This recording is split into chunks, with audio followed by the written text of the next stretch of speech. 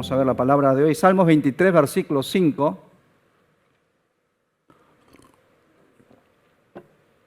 Es un solo versículo. Así vamos a leer entre todos juntos, ¿sí? 1, 2 y 3. Preparás mesa delante de mí en presencia de mis adversarios. Unges mi cabeza con aceite. Mi copa está rebosando. Amén.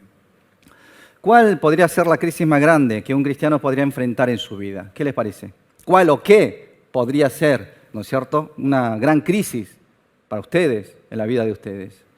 Me acuerdo haber escuchado a un pastor decir que la crisis más grande para un cristiano es cuando comienza a sentir que con Dios no es suficiente.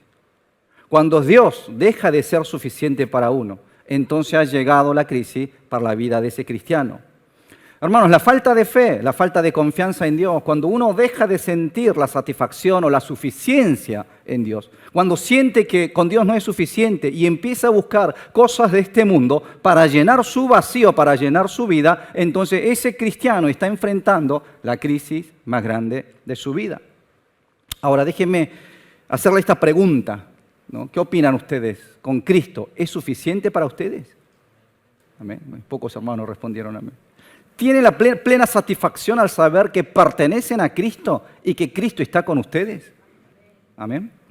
Así como el profeta Habacuc confesó, ¿no? Allí en capítulo 3, versículo 17 al 18, diciendo, aunque la higuera no florezca ni en las vides haya fruto, aunque falle el producto del olivo y los campos no produzcan alimento, aunque se acaben las ovejas del redil y no haya vacas en los establos, con todo yo me alegraré en el Señor y me gozaré en el Dios de mi salvación. ¿Esta podría ser la confesión de ustedes? ¿Qué opinan?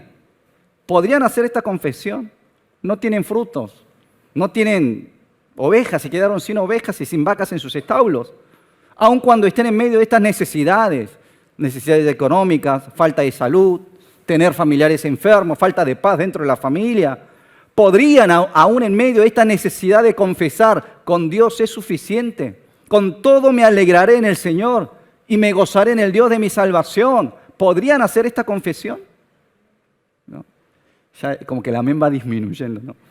¿No? ¿Por qué no le preguntan al hermano que está al lado, ¿con Dios es suficiente para vos? La verdad que es difícil, ¿no?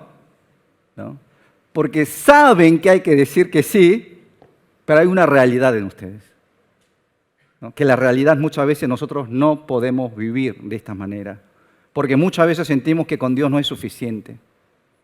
Todos sentimos sed y deseo en nuestros corazones.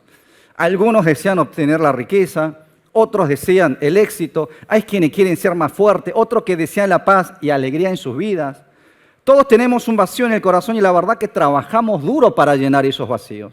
Pero el problema es que muchas veces nos esforzamos en llenar este vacío con las cosas de este mundo y no con Dios.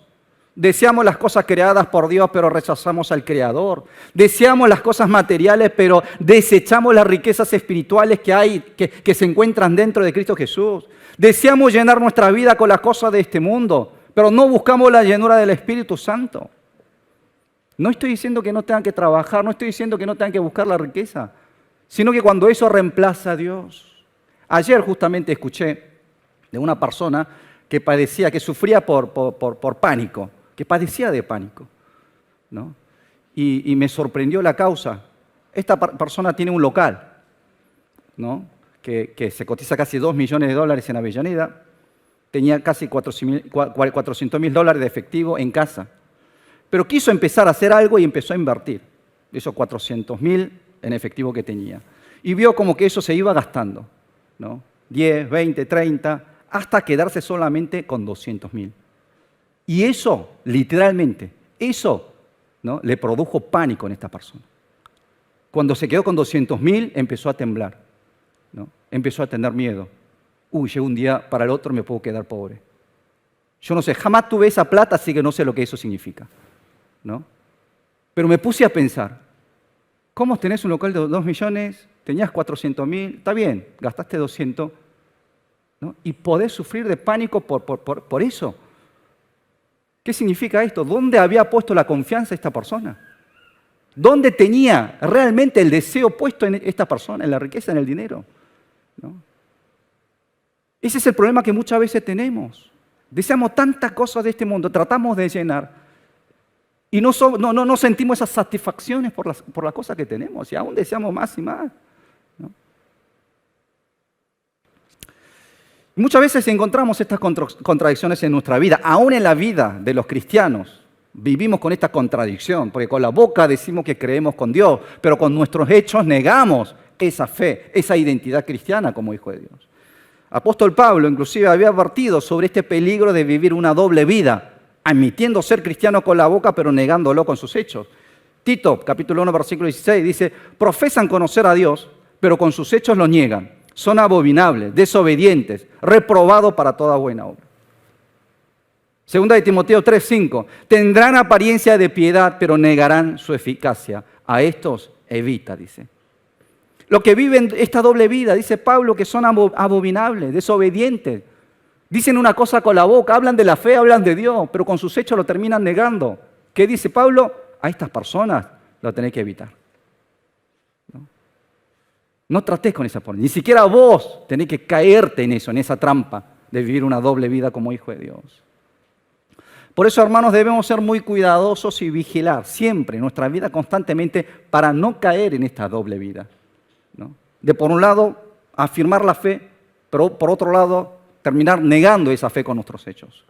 Y recordar que hay cosas que buscamos del mundo que pueden realmente, literalmente, enfermar nuestra vida espiritual. Una vez, hace par de años atrás, me acuerdo haber compartido con ustedes sobre un programa de televisión, ¿no? de canal, de cable que se llama Acumuladores. No sé si se acuerdan. En ese programa mostraba a personas que padecían síndromes de acumulación compulsiva. Acumulan tantas cosas dentro de su casa que no hay espacio ni para moverse.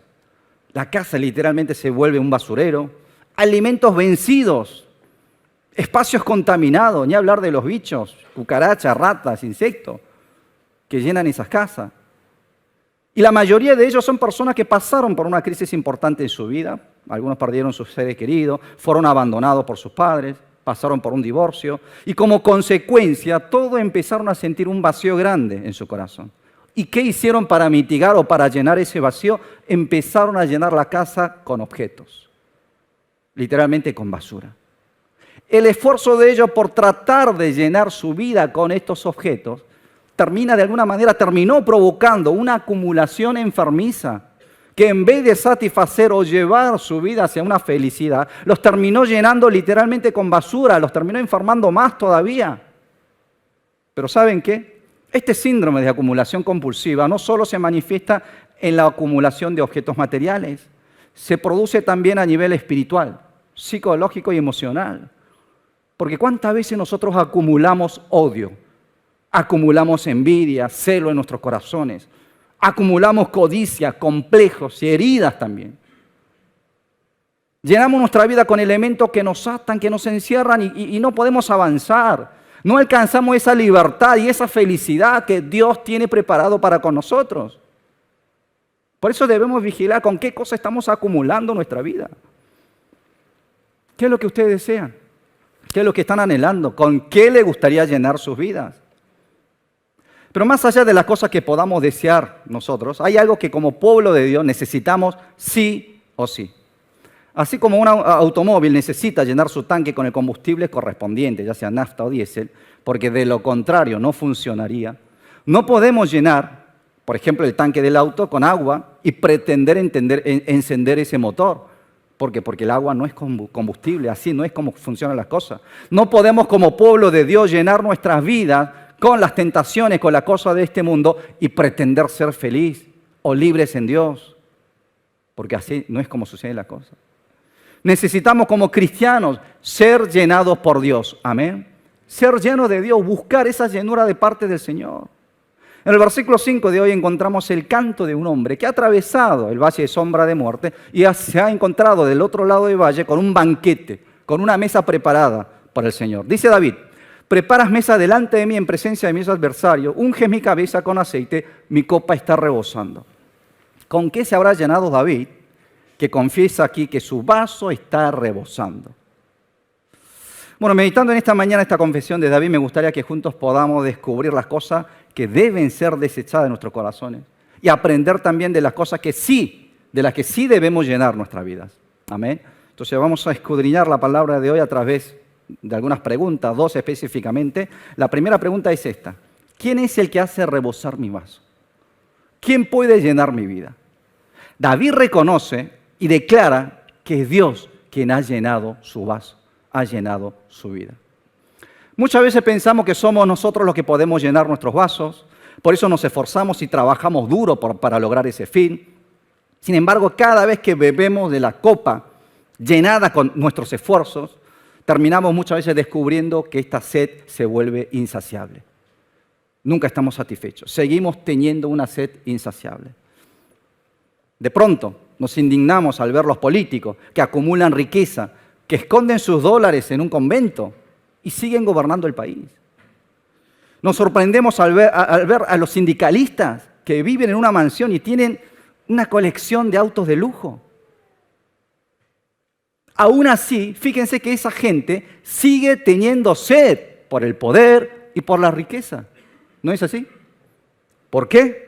Porque ni el poder ni el dinero puede llenar ese vacío que hay en la vida de una persona, ese vaso espiritual. Ni siquiera amigos o familiares que nos rodean, ellos podrían llenar este vacío que tenemos. Nadie puede llenar este vaso sino Cristo, solo Cristo. Cuando Jesús se encuentra con la mujer samaritana que buscaba agua, le dice a ella lo siguiente, allí en Juan 4, 13 y 14. Respondió Jesús y le dijo: todo el que bebe de esta agua volverá a tener sed. Pero cualquiera que beba del agua que yo le daré nunca más tendrá sed, sino que el agua que yo le daré será en él una fuente de agua que salte para vida eterna. ¿Cómo era el agua que buscaba esta mujer? Era el agua que ella podía obtenerse del mundo, que podía obtenerse por medio de sus amigos, por medio de su trabajo. Pero esta agua no podía apagar la sed para siempre de esta mujer. Aunque bebiese, ella iba a volver a tener sed una y otra vez. Solo Jesús, por eso dice, el agua que Cristo nos da, el Cristo le da, eso puede llenar plenamente la vida de una persona y jamás volver a tener sed, dice el Señor. Hermanos, en Jesús tenemos vida, vida eterna. En Jesús tenemos poder. En Cristo tenemos que de alguna manera encontrar el sentido y el propósito de nuestra vida. ¿Por qué vivimos y para qué vivimos? Y eso es lo que va a terminar saciando nuestra sed. Dice en 1 Juan 2:17, y el mundo está pasando y su deseo, pero el que hace la voluntad de Dios permanece para siempre. El que hace la voluntad de Dios permanece para siempre. Eso es lo que tenemos que buscar, la voluntad de Dios, ¿no? Para hacer. ¿Qué tenemos que hacer? La voluntad de Dios. ¿Y cuál es esa voluntad? Esa es la que tenemos que descubrir. Eso es lo que de alguna manera va a terminar quitando nuestra sed. Hermanos, el mundo pasa, todo es pasajero, nada es eterno. Por más que nosotros los poseamos o tomemos o los llenemos, volvemos a tener sed. Así es este mundo. Dice en Isaías 55:1, oh todos los sedientos, vengan a las aguas, y las que no tienen dinero, vengan, compren y coman. Vengan, compren sin dinero, sin precio, vino y leche. Vengan a mí, dice el Señor, vengan a las aguas, ustedes los sedientos. De hecho, creo que muchos tienen sed, ¿no? Hace mucho calor, ¿no? ¿Y qué dice el Señor? Vengan, compren sin dinero. ¿Por qué? Porque esto es gratuito. No es algo de la que podamos fijar un precio. Esta agua no es algo que pueda ser comprada con el dinero. Tampoco puede ser obtenida con la inteligencia humana. Es agua que nos da el Señor y nadie nos la puede quitar. Y es el agua que de alguna manera va a terminar quitando esta sed espiritual que tenemos. Por eso, hermanos, solo el Señor puede llenar nuestros vasos con esta agua de vida eterna. Cuando acepto a Cristo como Salvador y Señor de mi vida, cuando confieso a Jesús como dueño de mi vida, cuando entrego a Cristo todo el control de mi vida, es cuando el Señor comienza a llenar mi vaso con su vida, con su agua. Por eso, hermanos, lo que tenemos que hacer es entregar nuestras vidas al Señor. Entreguen sus vidas a Cristo, entreguen su vaso a Cristo el Señor. Entonces, Él es quien va a terminar llenando, haciendo que rebose esos vasos. Amén. La segunda pregunta que podemos hacer aquí es esta. ¿De qué manera entonces el Señor hace rebosar mi vaso? ¿De qué manera? Lo que podemos descubrir por medio de la confesión de David es, en primer lugar, Dios hace rebosar nuestros vasos por medio de una comunión de amor. Dice David en la primera parte del versículo 5, preparas mesa delante de mí en presencia de mis adversarios. Has preparado mesa delante de mis enemigos, dice él. Esta frase de David representan dos cosas. Por un lado, la victoria. por el otro lado, el amor. O sea, esta mesa preparada por el Señor primeramente representa una cena de victoria, una mesa para celebrar la victoria frente a sus enemigos. A lo largo de su vida David ha tenido muchos enemigos y delante de ellos en cada conflicto Dios le había entregado la victoria. De hecho, no fue David quien logró la victoria, no, sino que Dios fue quien ganó y Dios le dio esa victoria. Así como Jesús en la cruz de alguna manera derrotó el poder del pecado, ¿no? Resucitándose de la tumba, venció el poder de la muerte, ¿sí? Esa victoria el Señor nos entregó a nosotros por fe. No es que nosotros vencimos el pecado en la cruz. No es que nosotros por nuestra cuenta resucitamos y vencimos la muerte. No, fue Cristo quien venció. Amén. Y esa victoria de Cristo Jesús nos lo entrega por medio de la fe. Y más o menos eso es lo que David está confesando. Dios me dio su victoria a mí. Dios me dio su triunfo a mí. Y me puso esta mesa delante de mí para que yo pueda celebrar esa victoria. En segundo lugar, la mesa representa el amor de Dios. La palabra preparar aquí, que en hebreo es araj, y significa colocar las cosas en orden. Se refiere que no era una mesa cualquiera, con 1 o 2 platos, sino una mesa abundante, llena de comida, como para una fiesta. Y en el Nuevo Testamento encontramos 2 escenas en donde Jesús prepara la mesa para sus discípulos. La primera es cuando celebra la última cena, antes de morir en la cruz. Jesús tuvo el deseo de compartir la última cena con sus discípulos, y en esa cena le dice lo siguiente a ellos, Mateo 26, dice, tomando la copa, habiendo dado gracias, le dio diciendo, beban de ella todos, porque esto es mi sangre del pacto, la cual es derramada para el perdón de pecados para muchos. ¿Qué quiso demostrar Jesús por medio de esta mesa? Jesús quiso demostrar su amor. Quiso mostrar su amor. La sangre que Él derramaría en la cruz sería por amor a ellos. En esta cena Él estaba anunciando su muerte. Al mismo tiempo estaba anunciando este amor que tenía hacia los suyos, hacia los discípulos. La segunda escena de la mesa aparece en Juan, capítulo 21, después de la resurrección. Allí vemos a Jesús que va en búsqueda de los discípulos que lo habían abandonado, vuelto a su viejo oficio de la pesca en el mar de Galilea, visita personalmente a estos discípulos fracasados, frustrados, que abandonaron al Maestro cuando el Maestro más lo necesitaba. Jesús toma la iniciativa para llegar a ellos y ¿qué hace? Les prepara una mesa con pescado y panes. Dice en Juan 21:9, cuando bajaron a tierra, vieron brasas puestas con pescado encima y pan. Y más adelante, en los versículos 12 y 13, dice, Jesús les dijo, vengan, coman. Ninguno de los discípulos osaba preguntarle, ¿tú quién eres? Pues sabían que era el Señor. Vino entonces Jesús y tomó el pan y les dio. Y también hizo lo mismo con el pescado. Esta era una mesa que representaba el amor de Cristo también. Porque les estaba diciendo, con este simple acto, ¿sí? Con este simple hecho de preparar la mesa, que Él los seguía amando. Que Él no los había abandonado. Y que su deseo era restaurar la vida de ellos, para que ellos pudieran volver al ministerio, a ese lugar de llamado. Y después más adelante Jesús le pregunta a Pedro, Simón, hijo de Jonás, ¿me amas? ¿Me amas? Así como yo te amé, ¿me amas? Entonces apacienta mis ovejas. De esta forma, no solo demostró su amor hacia ellos, sino que los restauró. Los llamó de nuevo al ministerio como obreros del reino. Y ocurre lo mismo cuando David dice, Dios preparó mesa delante de mis adversarios. Está reconociendo esa victoria y el amor de Dios sobre su vida. Dios me dio la victoria y Dios me ama. O sea, la mesa que representa esa comunión de amor que David viene experimentando a lo largo de su vida. Hermanos, cuando tenemos esta comunión con Dios, cuando somos llenados por el amor de Dios, en ese momento podemos confesar lo mismo que David y decir, mi copa está rebosando por su amor. No es la ausencia del enemigo, sino la presencia de Dios. No es la ausencia del problema, sino el amor de Dios. Eso es lo que nos permite vivir con verdadera satisfacción y la suficiencia en nuestra vida. Bueno, ¿de qué otra manera el Señor hace rebosar mi copa? Por medio de su gracia. A mitad del versículo 5 dice, unge mi cabeza con aceite. Para la oveja, el aceite del pastor significaba protección y cura. Había aceite que los pastores usaban como repelente de los insectos y también para curar las heridas en las ovejas. Por otro lado, el aceite significaba la unción de parte de Dios. En la Biblia podemos ver que quienes eran ungidos con aceite eran los sacerdotes, los reyes, los profetas. En ese sentido, David recibió una bendición especial de parte de Dios porque fue escogido como rey y ungido con aceite por Dios.